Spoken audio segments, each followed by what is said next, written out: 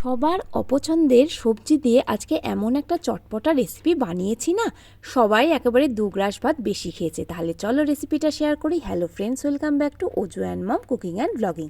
আর সেই অপছন্দের সবজি যেটা সবারই অপছন্দ, সেটা হলো উচ্ছে বা করলা। উচ্ছে বা করলা ভালোবাসে এরকম মানুষ কিন্তু খুব কম পাওয়া যায়, কিন্তু এই সিজন চেঞ্জের সময়ে উচ্ছে বা করলা এটা কিন্তু খাওয়া খুবই দরকার। তাই আজকে এই চটপটা করলা রেসিপিটা তোমাদের সাথে শেয়ার করছি। আমি এখানে 2টো মাঝারি সাইজের করলা নিয়ে নিয়েছি। তোমরা তোমাদের প্রয়োজন অনুযায়ী করলা নিয়ে নিও। এবার ভালো করে পাতলা পাতলা টুকরো করে কেটে নিতে হবে। তারপরে একটা গভীর বাটিতে খানিকটা জল, হাফ চামচ লবণ আর হাফ চামচ হলুদ দিয়ে ভালো করে জলটা গুলিয়ে এর মধ্যে যে উচ্ছেগুলো তোমরা নিয়ে নিয়েছো সেগুলো ভিজিয়ে রাখো। ভালো করে ভেজাতে হবে, এই ভেজালেই কিন্তু অনেকটাই তেতোভাব নষ্ট হয়ে যাবে। এবার আমি তো এখানে 2টো মাঝারি সাইজের করলা নিয়েছি, তার জন্য এখানে নিয়ে নিচ্ছি 2টো মাঝারি সাইজের পেঁয়াজ। পেঁয়াজগুলোকে আমি একদম পাতলা পাতলা টুকরো করে কাটছি। একটু মোটা হলেও ক্ষতি নেই, সেক্ষেত্রে রান্নার সময়টা একটু বেশি লাগে। তো এখানে আমার সমস্ত পেঁয়াজ কাটা রেডি হয়ে গেছে। পেঁয়াজের পরে আমি একটা মাঝারি সাইজের টমেটো নিয়ে নিচ্ছি। এই টমেটোটা থেকে আমি হাফ রান্নায় ব্যবহার করব। প্রথমে আমি একদম পাতলা করে কেটে নিচ্ছি, তারপরে এই টমেটোটাকে আমি আবার ছোট ছোট পিসে টুকরো করে কেটে নিচ্ছি। ব্যাস, আমাদের টমেটো কাটাও হয়ে গেল। এবার আমি 3টে মতো কাঁচা লঙ্কা নিয়ে নিচ্ছি, ছোট ছোট টুকরোতে কেটে নিচ্ছি। যদি ঝাল অপছন্দ হয় তাহলে কিন্তু আস্ত কাঁচা লঙ্কা দিয়ে দেও, কোনো অসুবিধা নেই। আর বেশি পছন্দ হলে আরও 2-1টা টুকরো বেশি দিও। এতক্ষণে কিন্তু আমাদের করলাটাও রেডি হয়ে গিয়েছে। খুব ভালো করে জলের মধ্যে কচলে নিয়ে আর একবার ফ্রেশ জল দিয়ে ধুয়ে নিতে হবে। এরপরে কড়াইয়ের মধ্যে একটু সর্ষের তেল দিয়ে নিতে হবে, মোটামুটি 2 টেবিল চামচ সর্ষের তেল দিতে হবে। তারপরে পেঁয়াজ যেগুলো আমি কেটে রেখেছি সেগুলো দিয়ে দিতে হবে। ভালো করে নাড়াচাড়া করতে হবে। পেঁয়াজগুলো যাতে খুব তাড়াতাড়ি সেদ্ধ হয়ে যায়, তার মধ্যে দিয়ে নিতে হবে খানিকটা লবণ দিয়ে আবার খুব ভালো করে নাড়াচাড়া করে ভাজতে হবে। তবে হ্যাঁ, একেবারে বেরেস্তা ভাজার মতো কিন্তু লাল লাল করে ভেজো না। একটু যেই নরম হয়ে যাবে সঙ্গে সঙ্গে তার মধ্যে দিয়ে দিতে হবে যে উচ্ছে বা করলা যেটাই তোমরা রান্না করো, যেটা আমরা পরিষ্কার করে রেখেছি সেই করলাগুলোকে। এবার আবার ভালো করে ভাজা ভাজা করতে হবে।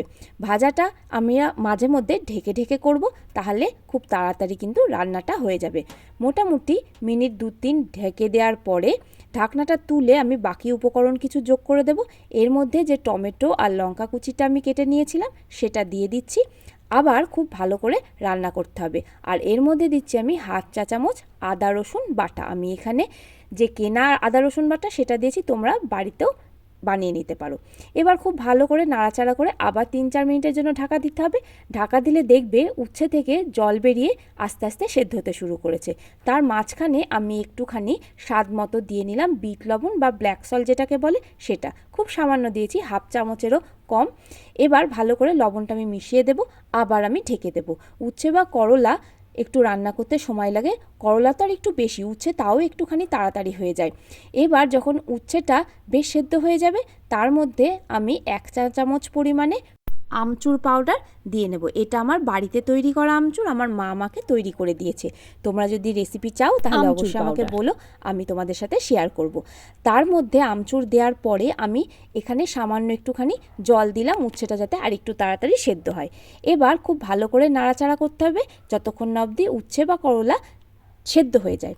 ভালো করে সেদ্ধ হয়ে গেলে এবার একটুখানি ফ্লেমটা হাই করে দিতে হবে আর একটু ভাজা ভাজা করে নিতে হবে। ব্যাস, ভাজা ভাজা করে যখন এই যে কড়াইয়ের গায়ে প্রায় লাগবো তখনই কিন্তু আমাদের রান্নাটা শেষ হয়ে যাবে। এবার সঙ্গে সঙ্গে কড়াই থেকে তুলে আমরা অন্য একটা পাত্রে ট্রান্সফার করে নেব। বেশিক্ষণ কড়াই থাকলে কিন্তু মশলাগুলো বেশি পরিমাণে কড়াইয়ে লেগে যাবে। ব্যাস, আমাদের রান্নাটা হয়ে গেল। তোমরা গরম ভাতের সঙ্গে প্রথম পাতে অবশ্যই খেয়ে দেখো। আশা করি তোমাদের এই রেসিপিটা রান্না করে খেলে বেশ ভালো লাগবে। যদি জ্বর বা আরও শরীর খারাপ হয়, মুখটা যদি ভালো না লাগে, তাহলে এই রেসিপিটা দিয়ে ভাত খেয়ে দেখো, মুখটা ছেড়ে যাবে। যদি ভালো লাগে তাহলে অবশ্যই একটা লাইক, শেয়ার, কমেন্ট করো। নতুন বন্ধুরা পাশে থেকে চ্যানেলটা সাবস্ক্রাইব করো। অবশ্যই বেল বাটন ক্লিক করো যাতে আমাদের দেওয়া ভিডিও তোমাদের কাছে পৌঁছায় সবার আগে।